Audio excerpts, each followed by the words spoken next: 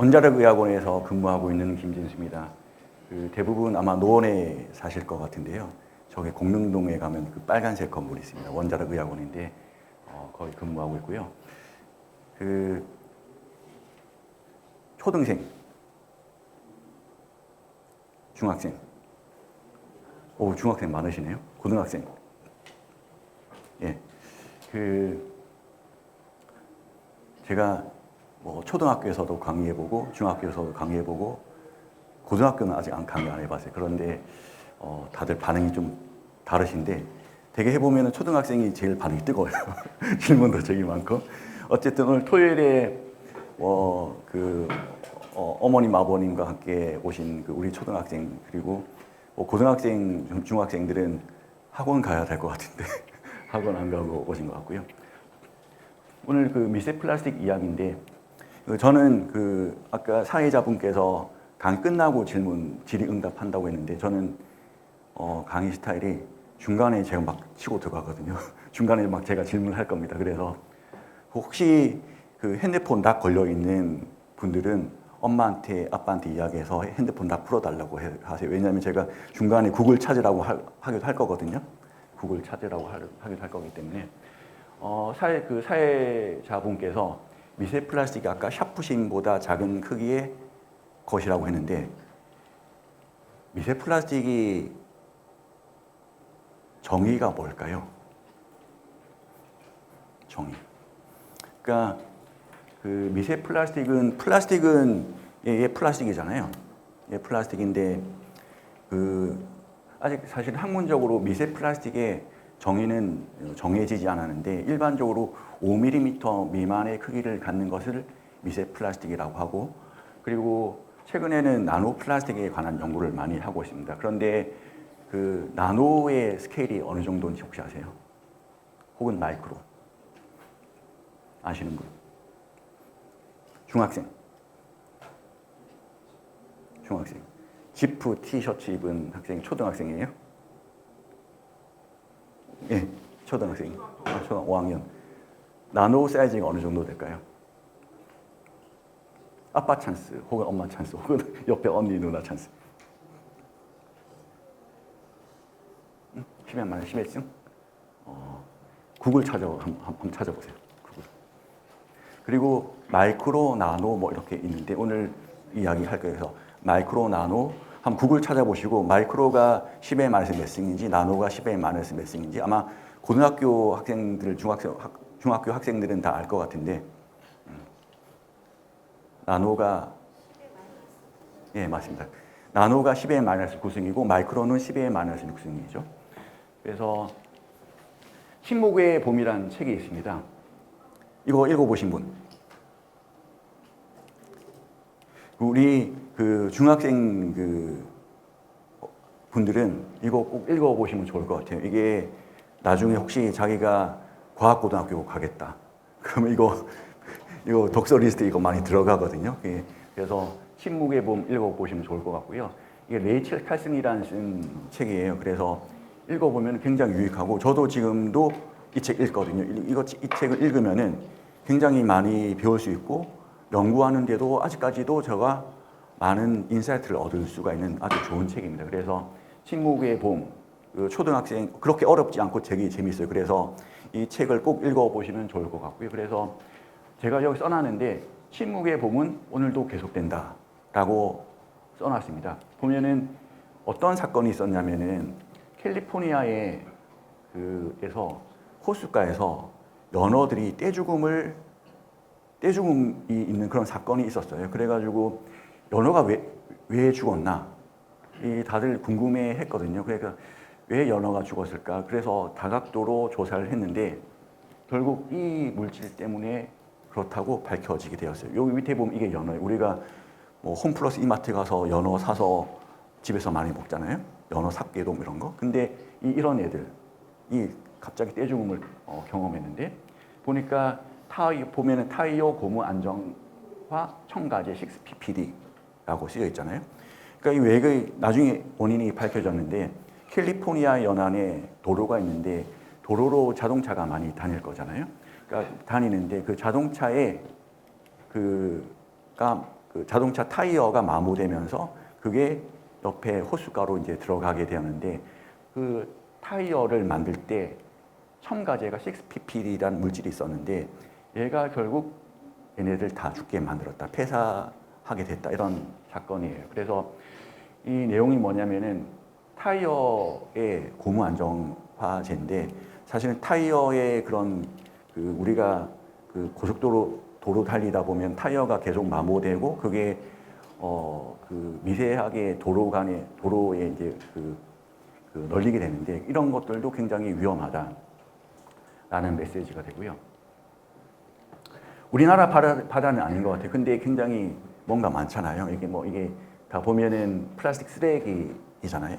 그래서 보면은 그러니까 PET, HDPE, HD는 하이 덴시티 폴리에틸렌, 그리고 얘는 PVC, 로우 덴시티 폴리에틸렌, PP, 폴리프로필렌, 얘는 폴리스틸렌. 보면은 파워에이드 그런 거겠죠. 케첩병일 것 같고, 이건 우유병인 것 같고, 얘는 뭐 화장품 같은 케이스인 것 같고, 얘는 비닐팩, 얘는 과자 껍질 이런 거죠. 그러니까 이런 것들이 플라스틱인데 이런 것들이 이렇게 우리가 막 버리고 이렇게 되면은 이렇게 바다에 널려 있게 된다는 거죠. 근데 얘가 쓰레기 치우면 되고 그런데 얘가 뭐가 해로울까? 이런 거가 질문이 생기잖아요.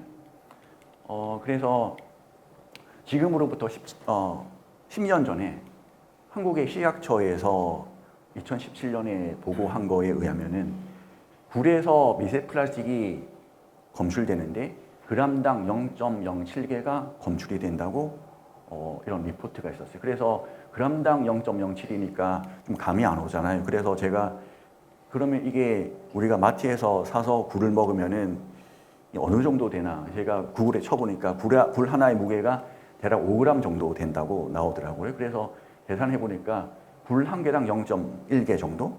그러니까 계산해 보면은 굴을 10개 먹으면은 그 중에 하나 정도 플라스틱이 검출될 수 있다. 이런 이야기가 되잖아요.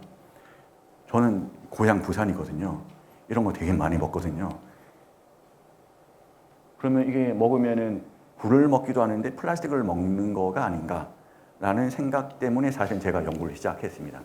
그래서 아까 앞에 슬라이드에서 미세 플라스틱이라고 타이틀이 있었는데 10의 마이너스 6승, 10의 마이너스 9승 이렇게 되어 있는데 사실 이런 플라스틱이 아까 보면은 그 과자 껍질 이거 엄청 큰 거잖아요. 그런데 왜 그럼 미세 플라스틱은 뭔가? 혹은 마이크로 플라스틱은 뭔가? 나노 플라스틱은 뭔가? 이런 질문이 생길 수가 있는데 혹시 집에 그 책장이 베란다에 있는데 저희 집 그랬거든요. 베란다에 책장을 놔뒀어요. 근데 책 그 표지 그 비닐로 이제 책을 이제 표지했는데 어느 순간 보니까 그 비닐이 다 다스러져 있더라고요. 그런 거 혹시 본 적 있으세요? 그러니까 그게 뭐냐면은 얘가 이런 애들이 미세 플라스틱으로 가는 거는 UV 그리고 풍화작용 이런 것들 때문에 얘가 다 프래그멘티드 되는 거거든요. 그러니까 다 조각조각 나서 굉장히 이런 것들 다 그 오랫동안 그 베란다에 놔두면 다 바스러지거든요. 그게 플라스틱입니다. 그게 미세 플라스틱입니다. 그게 사이즈별로 5mm 미만이 되면은 정의상 그런데 보통 저희가 연구하는 것들은 10의 마이너스 3, 10의 마이너스 6승 마이크로 플라스틱, 10의 마이너스 9승 나노 플라스틱을 가지고 연구를 많이 합니다. 이 슬라이드가 되게 재미있는 슬라이드입니다. 방사성 동요소 이거 뭐라고 읽을까요? 이거 아는 분? 초등학생. 이거 아는 사람? 펫. 구글 쳐봐요, 구글. 펫이 뭔가? 응?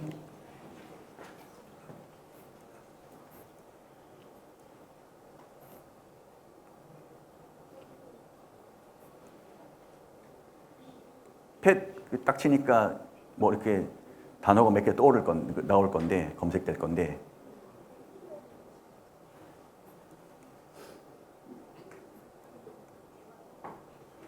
애완동물 맞아요. 애완동물. 그러니까 제가 이거 연구 시작할 때는 펫 치면 다 애완동물 이렇게 다 뜨고 있는데 그 조금 밑에 두 번째, 세 번째 이렇게 내려가면 뭐 또 있을 거예요? 응? 예, 그거는 이제 플라스틱 일종이고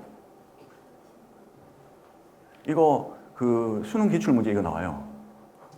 이거 이 뭐냐면 우리 비문학 그거 하잖아요. 이거 펫의 원리 제가 올리네.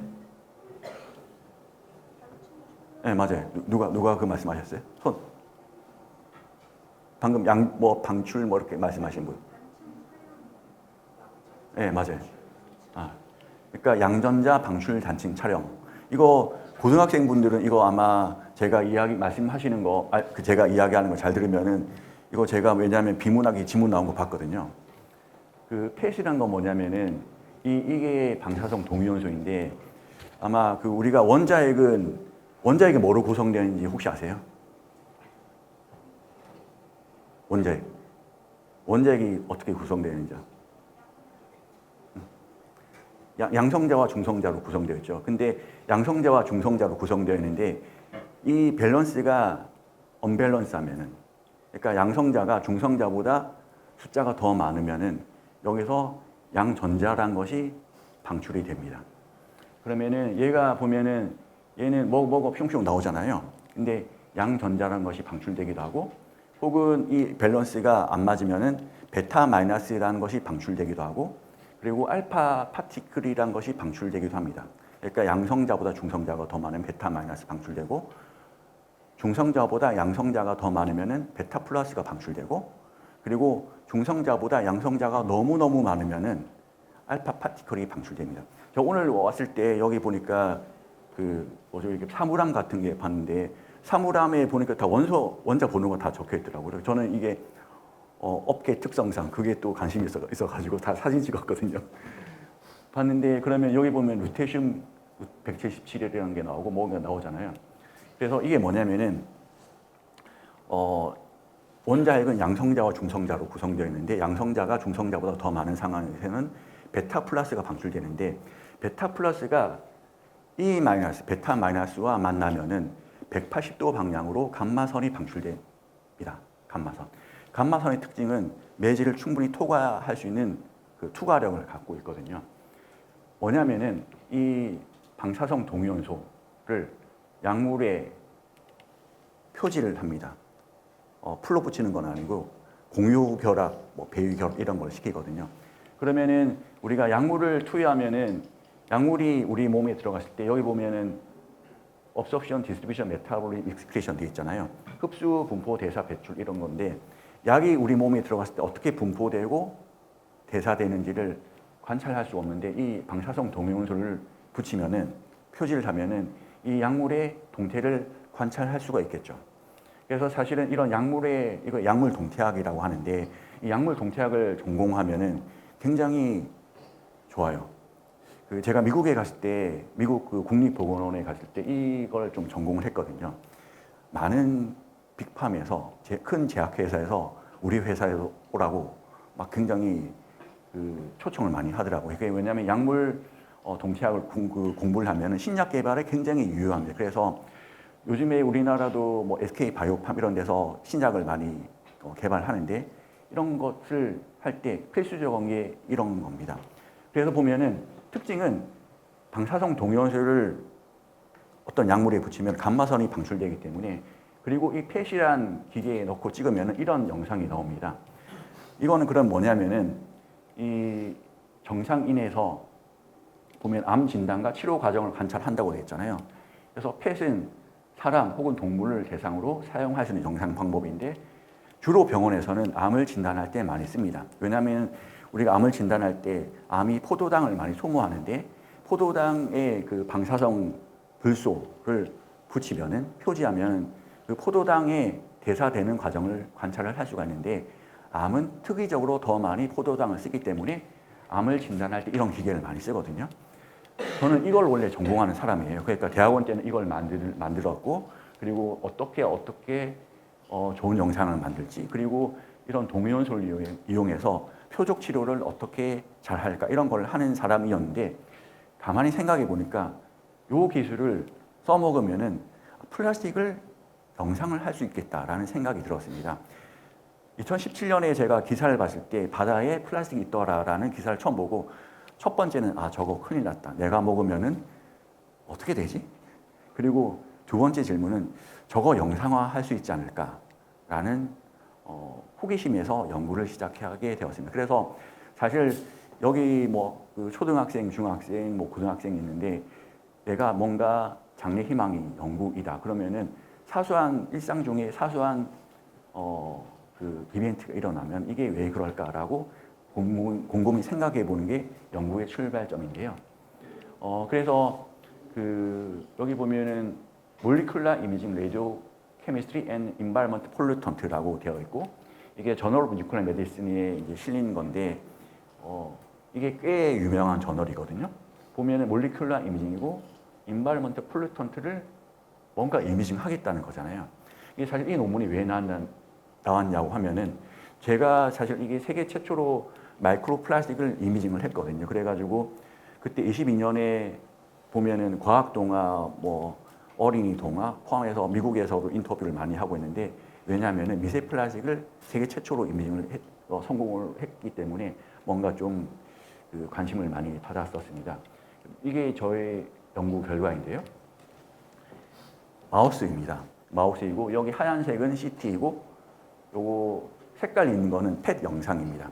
그래서 보면은 CT 이미지 위에 펫 영상이 올려져 있는데 S는 스토막 위이고 얘는 I는 인텐시티는 장입니다. 이건 뭐냐면은 미세 플라스틱을 쥐에게 먹였어요. 왜 먹였냐면은 물을 제가 먹으면은 어떻게 되지? 어떻게 그냥 훅 빠져나가나? 대변으로 빠져나가나? 아니면은 우리 몸에 뭔가 어디로 가나? 이게 궁금했거든요. 제가 이걸 해봤어요. 그러니까 방사성 구리인데 언스테이블한, 그러니까 양성자가 중성자보다 더 많은 구리. 아까 방사성 동위원소라고 했잖아요. 혹시 동위원소 개념 혹시 아시는 분? 뭐예요?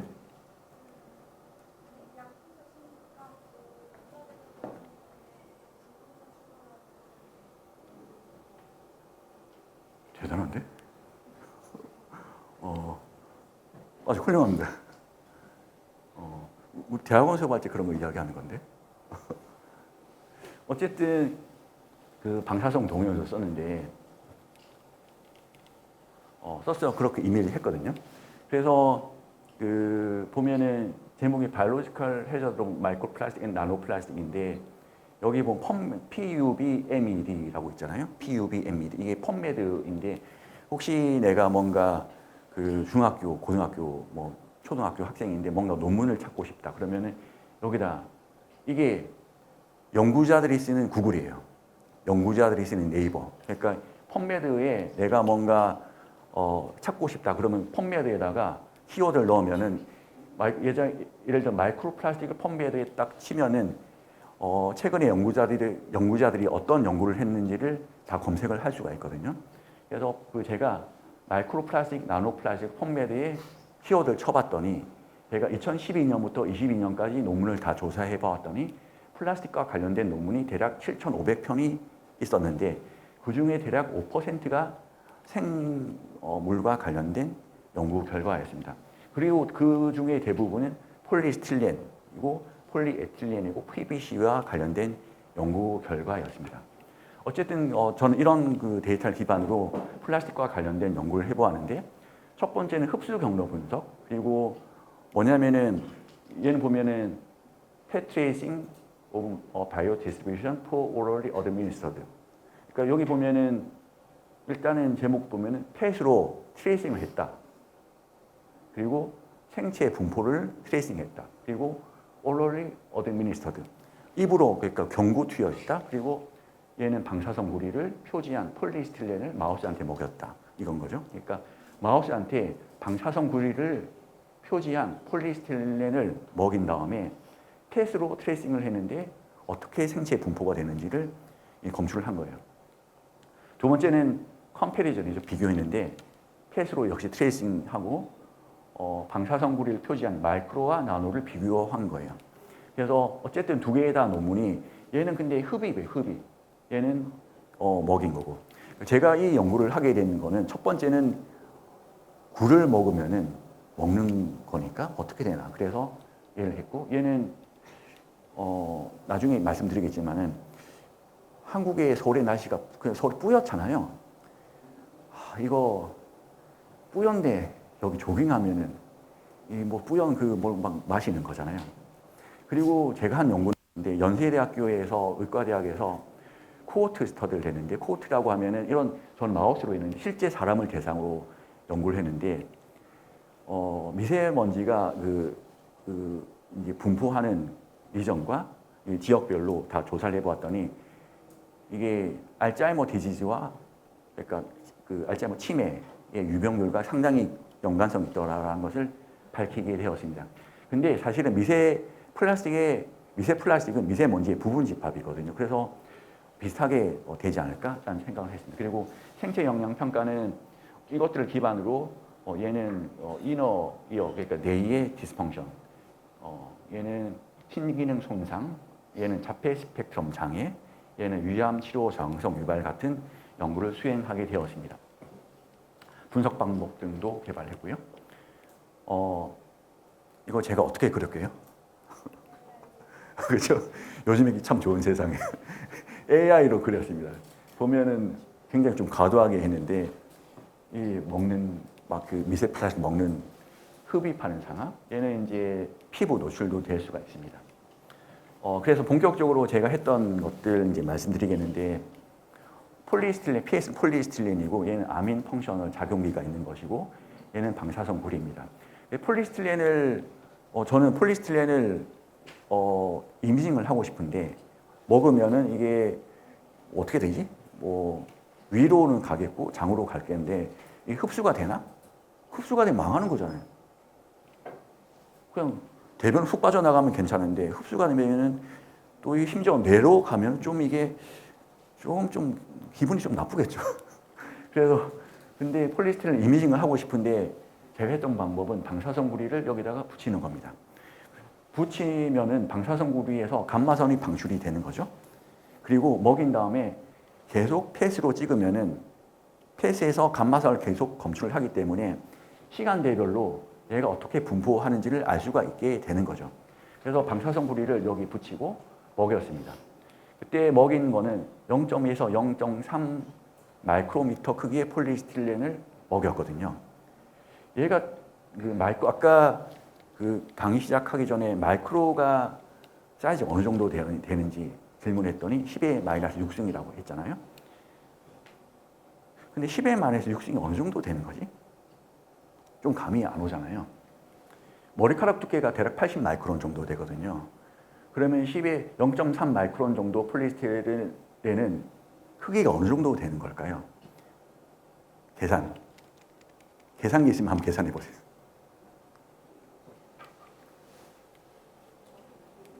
몇 배 정도 될까?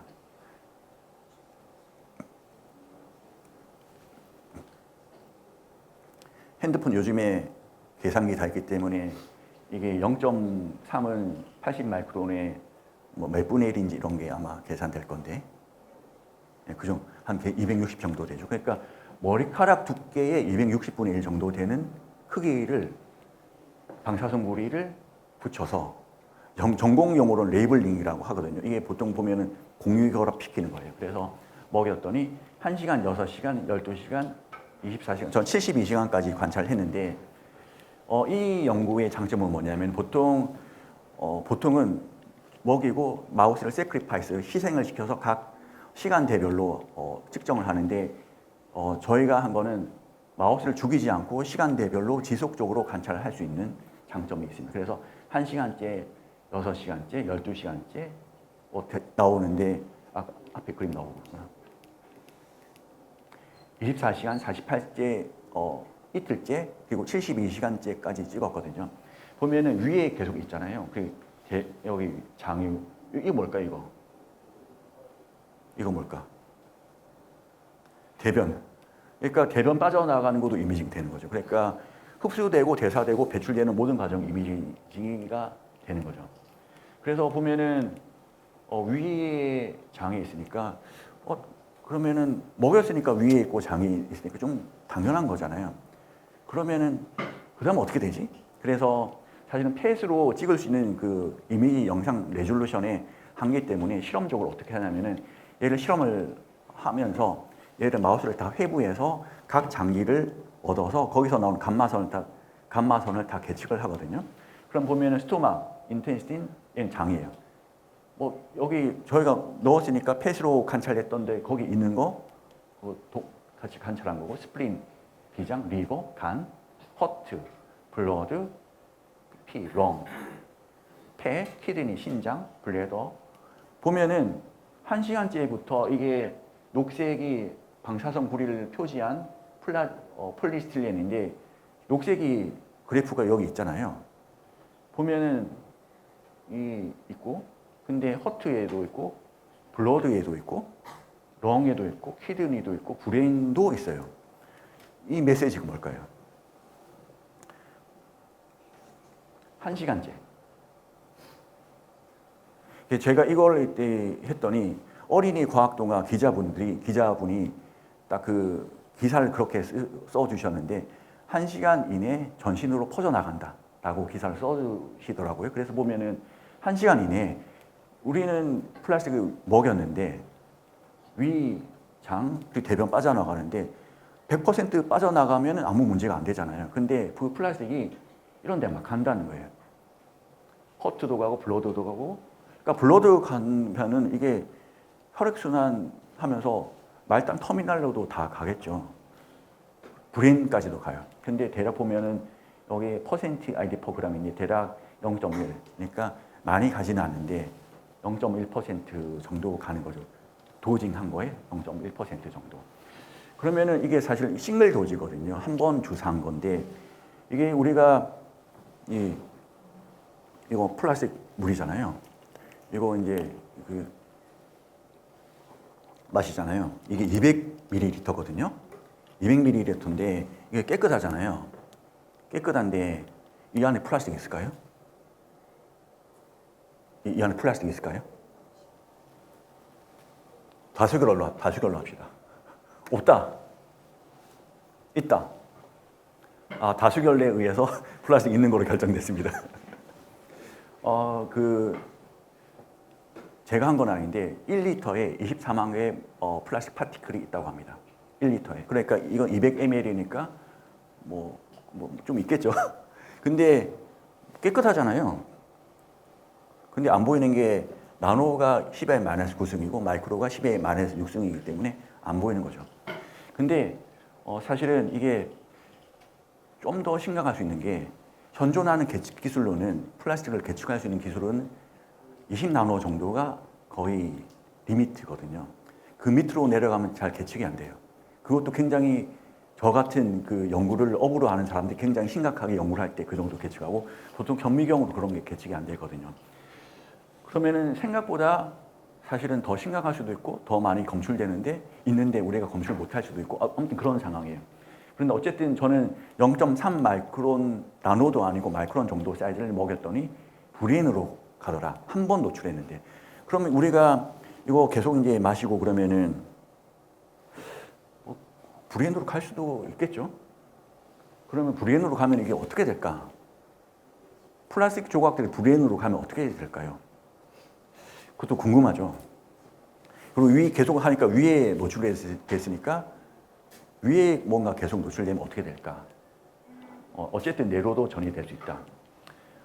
한편 그럼 이거는 뭐 굉장히 오염된 구역에서 그럴 수가 있으니까 피레네 산맥에서 혹은 갈라파고스 섬에서도 청정 구역이라고 하는 데서조차 플라스틱이 있더라라고 하고 뭐 국내에서도 뭐 이렇게 뭐 플라스틱 발견했다 이런 뉴스가 사실은 플라스틱에 관한 뉴스는 매일매일 나오게 됩니다. 그래서 저는 첫 번째는 이제 먹였으니까 두 번째는 흡입을 시켜보고 싶겠죠. 마우스를 이렇게 묶었어요. 흡입을 어떻게 시킬까 하니까 좀 아이디어가 없어서 이게 묶고 이 인트라트라키얼 그러니까 강제적으로 흡입을 시키게 했거든요. 첫 번째는 제가 0.3 마이크론을 썼으니까 두 번째는 궁금한 거는 그러면 좀 더 작은 플라스틱을 쓰면 어떻게 될까? 나노를 쓰면 어떻게 될까? 그래서 두 가지를 썼어요. 20 나노, 200 나노. 그러니까 뭐 얘도 나노긴 한데 그래 좀 작은 거죠. 그러니까 잘 얘들은 우리가 보통 이야기하는 거는 5mm 미만을 미세 플라스틱이라고 하는데 얘는 좀 더 심각하게 작은 거예요.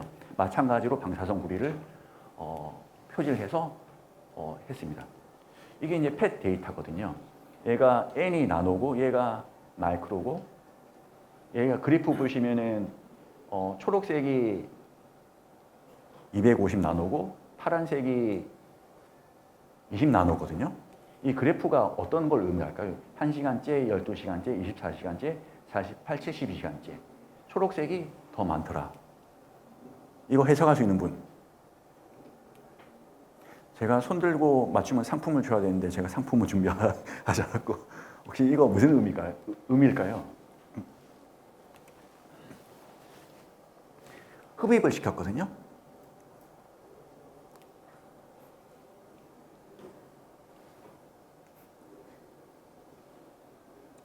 예. 예, 맞아요. 또 하나 더. 이거 비교거든, 비교. 두 번째, 맞아요. 또, 초록색하고 파란색 비교해보면, 초록색은 마이크로고, 파란색 나노다. 오케이, 다 맞췄어요. 축복이 있을 것입니다. 상품 제가 없고. 굉장히, 그래서 이런 실험을 하고 데이터를 잘 해석하면 굉장히 우리가 좋은 연구자가 될 수 있는데, 우리 학생 이름 뭐예요? 이름 뭐예요? 아주 훌륭해요.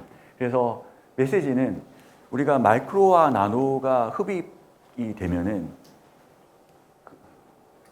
마이크로가 폐에 더 축적이 된다 이런 거죠.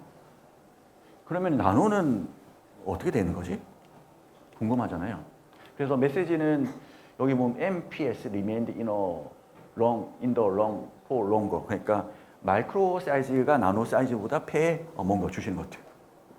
뭔가 좀 더 오래 머무르더라 이런 메시지이고, 근데 이게 이제 아까 펫이었는데 여기 보면은 다시 것 좀 관찰해 보죠. 제목이 다른 영역에서는 나노 크기의 플라스틱이 빨리 축적된다. 사실 제가 이게 원래 영어 슬라이드였는데 이거 한국어로 바꾸라고 해서 다 바꿔왔는데 어쨌든 나노 클리 여기 보면 다시 볼게요. 이게 파란색이 나노고 얘가 초록색이 마이크로잖아요. 근데 브레인 봅시다. 브레인 뇌를 보니까 72시간째 파란색이 더 높잖아요. 그러니까 폐는 그러니까 큰 게 더 많이 오래 머무르는데 브레인으로 가니까 작은 사이즈가 더 폐에서 빠져나와서 순환되면서 뇌는 작은 사이즈 나노가 더 많이 가더라 인 거죠. 그러니까 미세먼지라고 따지면 초미세먼지가 더 위험하더라. 뇌 건강 측면을 보면은. 근데 보니까 2배 정도 차이가 나는 걸 관찰할 수가 있어요. 20 나노하고 200 나노. 이거에 착안해서 제가 또 실험을 했거든요. 여기는 아직 논문이 퍼블리시가 안 돼서 출판이 안 돼서 없는데 실험을 해봤어요. 그래서 2개를 노출해 보니까 정확하게 나노 사이즈를 노출한 마우스가 파킨슨 디지즈, 파킨슨 병 있잖아요. 가 유병률이 거의 비례하게 나와요. 그래서 폐에는 큰 사이즈가 더 오래 머무르는데 얘는 다른 영역은 더 많이 전이돼서 그렇다면은 생각해 보시면 폐는 뭔가 폐 질환을 일으킬 수 있을 것 같고 다른 작은 사이즈는 다른 곳에 가면은 거기 가서 뭔가 병을 일으킬 수도 있을 것이다라는 가정을 할 수가 있습니다. 그래서 다른 이야기 다시 해보면은 이분 누군지 아세요? 요즘 학생들은 TV를 안 봐서 잘 모르나? 네? 이상한 변호사 우영우. 이상한 변호사 우영우 할 수 있는 분. 있잖아요. 뭐 있었는데? 알았는데 까먹었어요. 근데 이상한 변호사 우영우 이분이 연기한 게 뭐 자폐 스펙트럼 장애잖아요. 이게 오티즘 스펙트럼 디스오더인데 여기 2004년 이거 이제 미국의 CDC의 보고서인데 CDC가 옛날에 그 코로나 할 때 여기 항상 뭐 코로나 뭐 리포트했거든요. 거기서 보고한 바에 의하면은 자폐 스펙트럼 장애의 유병률이 증가하고 있다.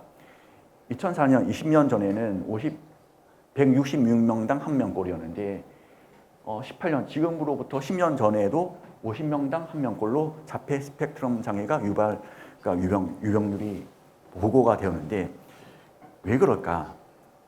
저는 그 가정을 환경적 요인 때문이 아닐까라고 가정을 해보았습니다. 그래서 논문을 냈던 것이 Prenatal Exposure to Microplastic as a Potential Risk Factor for Autism Spectrum Disorder. 얘는 부모 세대에게 플라스틱을 노출했을 때 그 아이 세대에서 자폐 스펙트럼 장애가 유발될 가능성이 있다.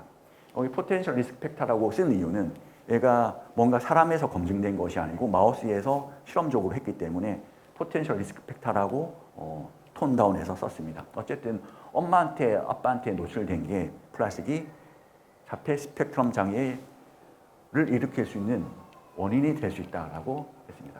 그래서 자폐 스펙트럼 장애 연구를 하기 위해서 몇 가지 마우스 모델에 만들었습니다. 폴리에틸렌을 노출했고 수유기 때, 사춘기 때, 성인기 때 이렇게 노출을 하고 여기 이주인데 마우스에서 이주는 대략 사람으로 따지면 한 1년 정도 되거든요. 어쨌든 좀 오래 노출한 거긴 해요. 사실은 뭐 하루 뭐 이렇게 노출하기 힘들어서 하면 되는데 어쨌든 2주 노출하고 했더니 이런 실험을 했거든요. 근데 이건 영어 한글 안 바꿨네. 어쨌든 소셜 인터랙션, 사회적 상호작용이 감소하고 반복적이고 강박적인 행동이 증가하고 얘는 스페셜 워킹 메모리는 뭐냐면은 우리가 버스 타고 가다가 간판에 전화번호를 보고 순간적으로 기억할 수 있는 능력 이런 것들, 작업 기억 이런 건데 이게 인지 기능과 상관성이 있는데 이런 것들이 감소하더라. 보통 우리가 병원에서 자폐 스펙트럼 장애의 진단을 하는 그런 툴이 그러니까 프로토콜인데 그 이외에 저는 더 실험을 많이 했습니다. 어쨌든 제가 마우스에 플라스틱을 먹였더니 얘가 초록색 형광을 띠는 플라스틱이었는데 현미경으로 관찰했더니 마우스에 먹이기 전에 이 정도 크기였는데 브레인 안에 들어갔더니 조그매졌어요. 20마이크론 정도 되는데 대략 3에서 4마이크론 정도 되는 플라스틱이 브레인 안에 들어갔다. 이 말은 뭐냐면은 플라스틱이 우리 몸에 들어가서 조각난다. 그러니까 우리 고분자 하는 분들한테 이야기해 보면은 고분자 물질이 굉장히 안정화하다고 하는데 사실은 그렇지 않다. 위에서 충분히 위가 pH 2잖아요. 강한 산성 조건인데 충분히 프래그멘티드, 쪼개질 수 있다. 어쨌든 그런 것들이 장으로 흡수되면서 브레인까지 들어왔는데 어쨌든 브레인 안에 이런 것들이 있더라. 전자현미경으로 관찰하고 그리고 얘는 그 장내 미생물군 변화를 관찰했는데 우리 TV 보면은 홈쇼핑에 보면은 유산균 팔잖아요. 그게 장내의 미세균총을 뭐 유익균, 뚱보균 이런 거 이야기하잖아요. 그런 것도 장내의 미세균으로 관찰할 수가 있는데 그 병원에서 임상에서 사람에서 장내의 미세균총에 자폐 스펙트럼 장애를 가진 사람들이 특이적으로 나타나는 장내의 미세균총을 우리가 알고 있는데 마우스에 폴리에틸렌을 먹이고 분석을 해보았더니 똑같은 장내의 미세균총 변화가 나타나더라라는 것을 관찰했습니다. 뭐 락토바실러스 이거 좀 읽기 어려운데 어쨌든 이런 그 장내의 미세균총이 변화가 되더라라는 관찰했고 얘는 MR로 대사 변화를 관찰했는데 브레인에서 프리프론탈 코텍스, 얘는 히포캠퍼스. 이게 뭐냐면은 프리프론탈 코텍스가 전두엽이거든요. 히포캠퍼스 그 대해마 영역인데 인지 기능과 관련된 기억과 디시전 메이킹, 그 판단 같은 것들을 관여하는 조직인데 거기서 어떤 대사가 변화하는지를 관찰해봤더니 뭐 이런 애들이 변화하더라. 그리고 몰리큘러 이미징으로 해보았더니 얘는 마우스 영상인데 얘가 프리프론탈 코텍스예요. 그러니까 전두엽인데 여기 전두엽. 그 전두엽에서 파란색이 나타나 있는데 얘가 좀 그 연구를 하면 영상 처리를 한 건데 전두엽에서 포도당 대사가 떨어진다라는 것을 의미하는 거거든요. 포도당 대사가 떨어지는 것은 전두엽에서 떨어지는 것은 전두엽의 이게 decision making 그 뭔가 판단을 하고 단기 기억을 하는 능력이 떨어진다는 것을 간접적으로 의미를 하는 거거든요. 그래서 폴리에틸렌을 마우스에게 계속 먹였더니 뭔가 전두엽의 기능이 떨어지더라. 인지 기능에 저하가 있더라는 것을 간접적으로 이야기합니다. 그리고 역시 프리프론탈 코텍스와 히포캠퍼스 전두엽과 해마 영역에서 유전자 변화를 보았더니 ERG1, ARC, CDKN1A가 과발현되는데 정상보다 더 많이 이 뭐죠? 이 전공용어로 익스프레스라고 하는데 발현이라고 하는데요. 어쨌든 더 높게 나타나는데 이런 유전자가 더 많이 높게 특징적으로 나타나더라. 이게 역시 자폐 스펙트럼 장애와 비슷하더라. 그리고 얘는 소셜 뭔가 이렇게 사회적 상호작용을 하는 실험인데 이런 것들을 해보니까 사회적 상호작용이 떨어지더라. 길을 어떻게 잘 찾아가냐, 구슬을 얼마나 많이 파묻냐, 헝겊들을 얼마나 잘 흩트리냐. 이게 반복적이고 강박적인 행동을 측정하는 건데 다 해보니까 뭔가 자폐 스펙트럼 장애인 것 같더라라는 결론을 내리고 논문을 출판했습니다. 얘는 아까 봤던 그림이죠. 위에 플라스틱 계속 있는 거죠. 그러면은 위에 계속 있으니까 위에 계속 있으면 어떻게 될까? 저는 생각해봐요. 위에 계속 있으니까 위 조직에 뭔가 자극을 주면은 뭔가 있지 않을까라는 궁금증에서 출발했습니다. 그래서 얘는 enhanced ASGR2 by microplastic exposure lead to 저항성 세라피. 그러니까 뭔가 치료를 하는데 위암을 치료하는데 뭔가 치료가 잘 안 되게 한다. 그런 거죠. 그러니까 플라스틱에 계속 노출되면은 위암이 생겼을 때 위암을 치료해야 되잖아요. 항암제를 투여하고 해야 되는데 그 항암제가 잘 워킹 안 한다는 거예요. 그러니까 예를 들어 1만큼 주면은 위암이 잘 치료가 되는데 이런 상황에서 플라스틱 노출되는 상황에서는 2배, 3배, 4배 항암제를 투여해야 된다는 거죠. 그게 이런 그림으로 나타낼 수가 있는데 캔서 홀막스라고 하는데 암의 특징. 암의 특징 4가지가 있거든요. 세포가 비정상적으로 빨리 자라거나 그리고 면역 시스템으로부터 회피를 하거나 이런 것들이 있는데 이런 것들이 강화되더라. 그러니까 암의 특징이 더 강화되더라라는 것들을 관찰했습니다. 그래서 전이가 되고 여기 보면은 N카데인이라고 있는데 암 전이라고 들어보셨잖아요. 암이 전이되는 것에 분자 영상학적 마커가 N카데인입니다. 그러니까 N카데인이 그 단백질 레벨이 증가한다고 하는 것은 암이 전이가 되는 거를 나타내는데 플라스틱을 노출했더니 N카데인이 증가하더라. 그러면 플라스틱이 노출하면은 뭔가 전이가 더 잘 될 것 같기도 하고 PDL1이 증가하면 얘는 그 이뮨 서벨 그러니까 이뮨 이스케이핑이거든요. 우리 몸에 뭔가 외부 물질이 들어오면은 우리 이뮨 시스템이 가서 킬링을 해야 되는데 암은 나는 암이 아니다라고 계속 시그널을 방출하는데 그게 PDL1이라고 하는 거예요.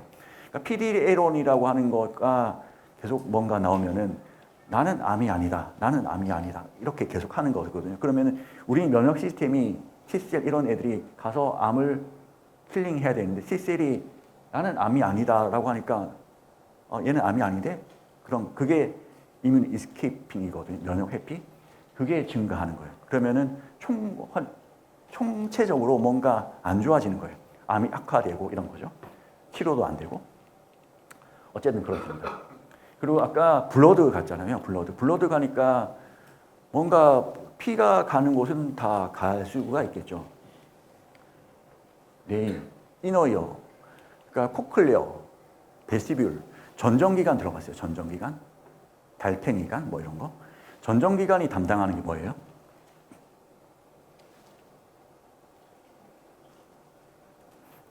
전정기관이 담당하는 거. 구글 찬스. 전정기관이 담당하는 거. 그리고 달팽이관이 담당하는 거.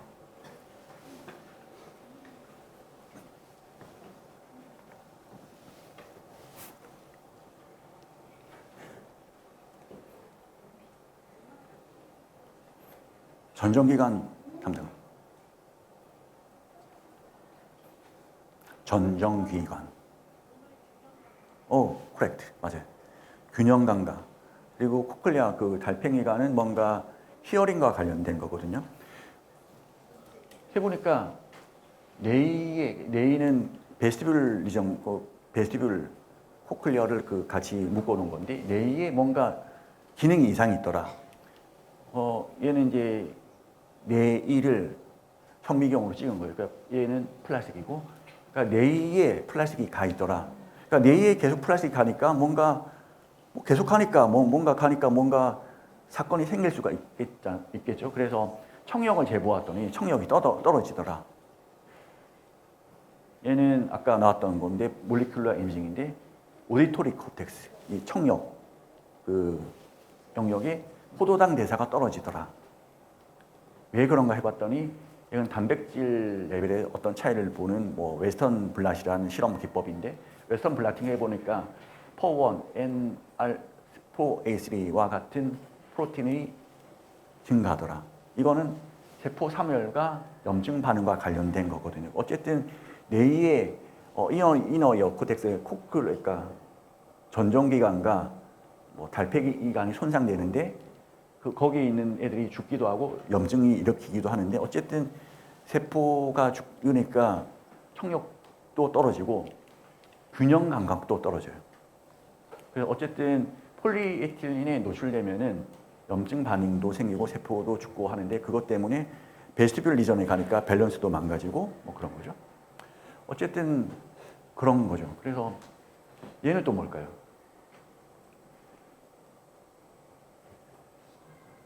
플라스틱을 노출했는데 신장 기능을, 그러니까 왜냐하면 제가 신장 기능을 왜 했냐면은 신장은 배출 기관이거든요. 익스크리션 기능. 그러니까 신장에 뭔가 데미지 주지 않을까라는 생각을 했습니다. 그래서 폴리에틸렌을 노출했는데 MYC라고 한 거는 암에서 특이하게 발현되는 유전자이고요. 봤더니 뭐 이렇게 12주 동안 노출하고 암과 관련된 유전자도 증가하고 이런 분자 영상학적 방법으로 했더니 신장 기능이 떨어지더라라는 것들을 관찰했습니다. 이상으로 제가 이상으로 끝나는 거 아니고요. 제가 첫 번째는 펫을 어떻게 이미징할까, 먹었을 때 흡입할 때 어떻게 분포되나 트레이싱하는 것, 브레인으로 가더라 뭐 했고,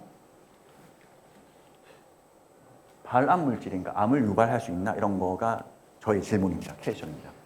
그래서 플라스틱에 계속 노출되면은 암이 생길 수 있지 않을까? 그러니까 암이 어떻게 생기는가를 잘 보면은 발암 물질, 바이러스, 활성화산소, 발암 물질은 굉장히 많습니다. 제가 아는 분이 나이가 60이 넘으신데 굉장히 건강하시거든요. 근데 그분은 주말마다 강원도를 가서 농장에서 그 농사도 짓고 거기서 농사 지은 것을 먹고 그러거든요. 굉장히 건강하세요. 그분보다 제가 굉장히 어린데 저는 안 건강하거든요. 뭔가 많거든요. 근데 저는 햄도 많이 먹고 소시지도 많이 먹고 그렇거든요. 그 안에 있는 뭔가 안 좋은 게 있거든요. 그런 것들이 계속 발암물질이 노출되고 그러면은 DNA가 변화되고 돌연변이도 생기고 이게 일생 동안 계속 축적되면은 만성 염증이 생기면서 뭔가 캔서와 연관된 것들이 이벤트가 일어나는데 어쨌든 암의 발생은 정상세포에서 변이된 암세포 정상세포가 변이돼서 암세포로 전환되는 그런 이벤트인데 저는 그게 궁금한 거예요. 이게 플라스틱 노출되면 암이 될 수 있나? 근데 이분이 영국에 계신 분인데 스완튼이라는 분인데 프란시스 클릭 연구소에 있는 분인데 이분이 대기 오염에 의한 폐암 촉진의 논문을 네이처라는 데에 썼거든요. 네이처는 사실 이 네이처의 논문 쓰면은 끝이에요. 이건 최고 좋은 논문이거든요. 최고 권위가 있는 2023년에 대기 오염에 의한 폐암 촉진을 논문 썼는데 보니까 미세 플라스틱은 뭔가 부분 집합이거든요. 그러니까 충분히 플라스틱도 그럴 수 있다. 사실 그래서 저는 이 실험을 다 했는데 충분히 그럴 수도 있다. 그리고 저는 이제 지금은 병원에서 그 허가를 받고 암 수술하면은 암 조직에서 플라스틱을 다 조직을 분석을 하고 있습니다. 그러면 다음 질문은 저는 지금까지 다 마우스로 연구를 했잖아요. 근데 마우스는 마우스는 마우스지. 근데 사람은 아닐 수 있잖아. 그런 질문을 할 수가 있잖아요. 그래서 보면은 이거 NEJM이라고 하는 굉장히 좋은 논문인데 마이크로 플라스틱이 카디오바스쿨라 이벤트와 연관이 있다. 심혈관 질환과 연관이 있다라는 것들이 사람 대상으로 논문이 발표가 됐습니다. NEJM이라고 하는 건 굉장히 좋은 논문이기 때문에 뭔가 굉장히 의미가 있는 것이고 이것도 굉장히 좋은 논문인데 플라센타 태반에서 플라스틱이 많더라 라는 것들 하고 있습니다. IAEA라고 혹시 들어보셨는지 모르겠는데 국제 원자력 기구입니다.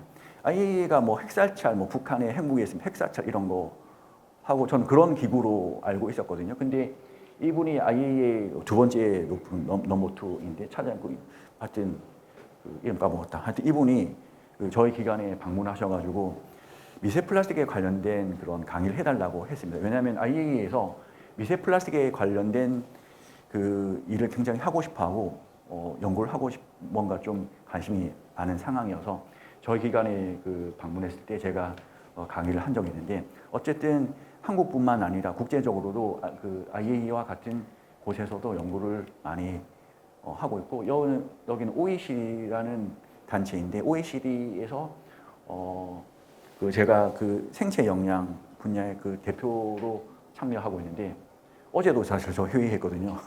회의했는데 여기서 주제는 뭐냐면 나노 플라스틱을 어떻게 만들어. 그러니까 나노 플라스틱, 마이크로 플라스틱이 중요한데 그러면 연구를 해보자. 그렇게 하기에 앞서서 나노 플라스틱 어떻게 우리가 잘 만들까라는 것들을 모든 사람들이 전 세계 사람들이 와서 회의를 하고 있습니다. 그래서 저도 이제 저는 제가 만들기도 하는데 저는 주로 생체에 어떤 영향 미치는지를 평가하는데 어쨌든 한국의 대표로 참여를 하고 있습니다. 미세 플라스틱 이야기 했잖아요. 오염물질이 환경 질환을 유발할 수 있나? 그러니까 WHO 보고에 의하면은 오염물질이 굉장히 질환과 연관이 있고 그런데 췌장암이란 치료하기 굉장히 좀 쉽지 않은 암이 있습니다. 그 생존율에 췌장암의 생존율은 6%가 안 되는데 대부분 우리가 알고 있는 암은 치료가 조기 발견암 치료가 잘 되거든요. 유방암 생존율 뭐 70%, 80% 되거든요. 얘는 어려워요. 그러니까 주위에도 보면 췌장암이 걸린 분은 좀 상황이 좀 안 좋아요. 왜 그러냐면은 췌장은 여기 안에 있는 조직이어서 진단과 치료가 잘 안 되고 얘가 파란색이잖아요. 얘는 폐는 파란색 오는데 얘는 콜라겐이라는 그 섬유질이 과다하게 많아서 약물이 잘 안 들어가요. 그래서 그러니까 약물이 잘 들어가야 진단이 되고 약물이 잘 들어가야 치료가 되는데 얘는 섬유질이 과다하게 많아서 온통 파란색이잖아요. 과다하게 많아서 진단도 안 되고 치료도 잘 안 되는 게 췌장암이고 그래서 얘가 잘 안 되는데 그 원인이 환경적인 요인도 있더라. 그런 거죠. 미세먼지가 그 원인이기도 합니다. 그래서 그 췌장암을 어떻게 사실은 제 원래의 관심은 이런 건데 췌장암을 어떻게 잘 치료할까? 이게 튜머 티슈고 뭐 제가 영어로 써놓은 익스트라 셀룰러 매트릭스고 셀 덴시티고 셀 투 셀 정션이고 얘가 섬유질이에요. 그러니까 췌장암은 얘가 여기 제가 이렇게 표시했죠. 사슬로 잔뜩 그려놨잖아요. 이게 덕지 다 싸고 있어요. 캔서 주변 안쪽. 그래서 약물이 들어가지 못해요. 그리고 췌장암 조직은 압력이 굉장히 높아요. 압력이 굉장히 높으니까 약물이 보통 압력이 높은 데서 낮은 쪽으로 이게 디퓨전 상황인데 얘는 거꾸로이니까 약물이 잘 들어가지도 않고 셀과 셀 정션에 뭔가 외부에서 뭔가 물질이 들어온 걸 막기 위해서 정션 같은 것들이 있는데 이런 것도 더 많이 존재하고 어쨌든 이런 동양의 환경 때문에 췌장암 같은 암은 치료가 잘 안 되고 있습니다. 그래서 아까 초반에 이런 그림 나왔잖아요. 이건 좀 다른 이야기인데 그래서 이런 항체 치료제잖아요. 항체 치료제에다가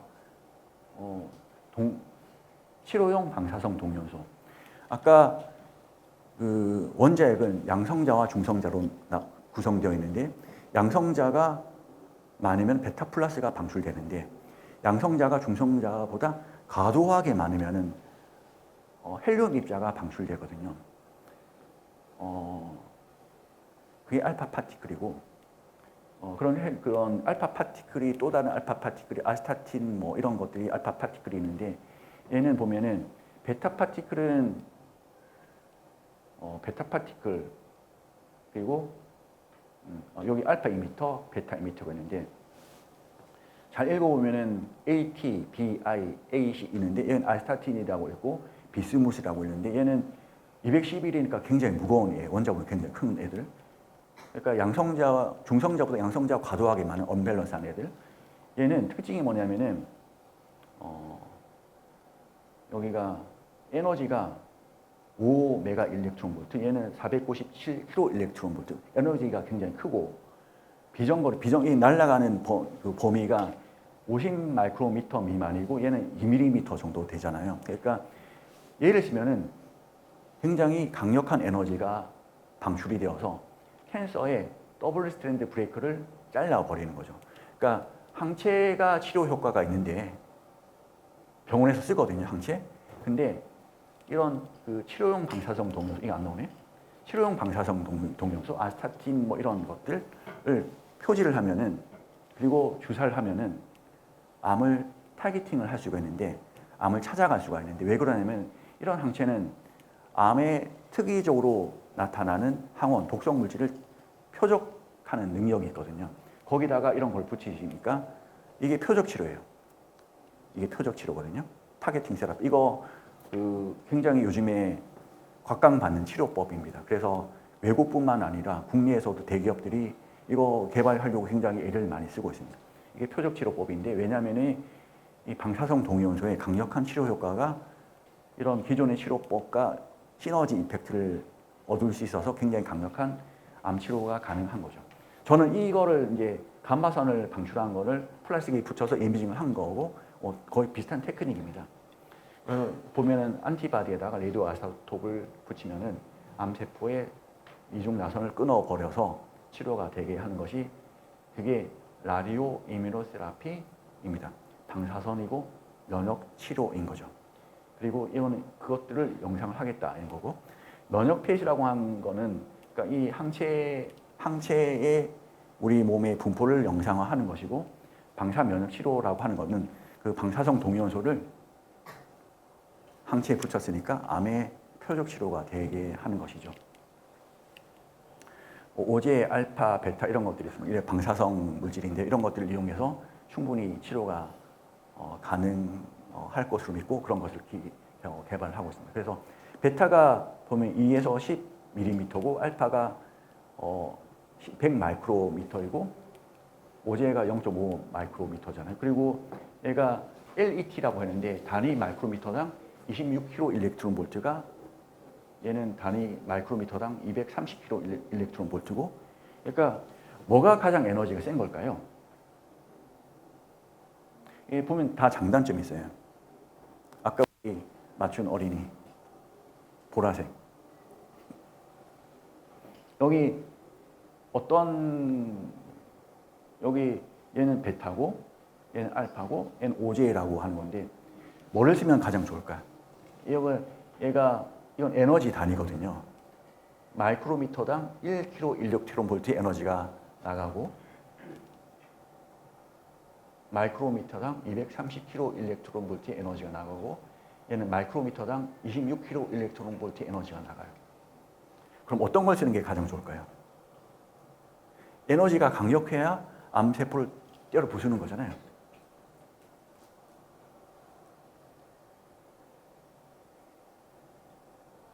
응? 보라색? 예.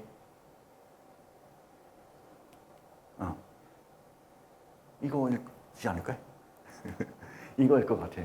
왜냐면 그러니까 1 마이크로미터를 가는데 얘는 대략 50에서 230kilo 일렉트론 볼트의 방사선이 방출되고 그래서 이런 것들을 적절하게 쓰면은 우리가 암 치료하는 때 전략적으로 접근을 할 수가 있습니다. 저는 그래서 췌장암을 어떻게 치료할 것인가가 사실 저의 관심이기도 했거든요.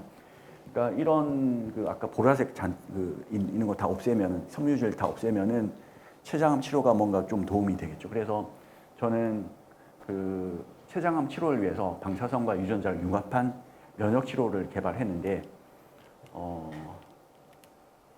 그 ECM이 세포외 기질, 섬유질 같은 것들을 췌장암이 많은데 거기서 이런 것들 다 분해를 시킨 다음에 이런 그 제가 갖고 있는 치료제를 투여를 했습니다. 그래서 췌장암이 충분히 치료가 잘 된다는 것을 확인을 한 바가 있습니다.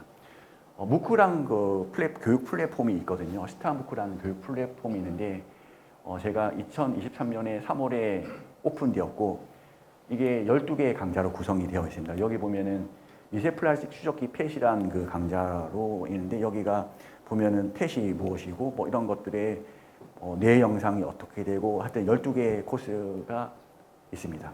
그래서 스타무크 무료인 것 같고요. 가서 들으시면은 아마 제가 했던 이야기에 뭐 많은 것들이 여기 녹화가 되어 있습니다. 제가 근무하고 있는 기간이고요.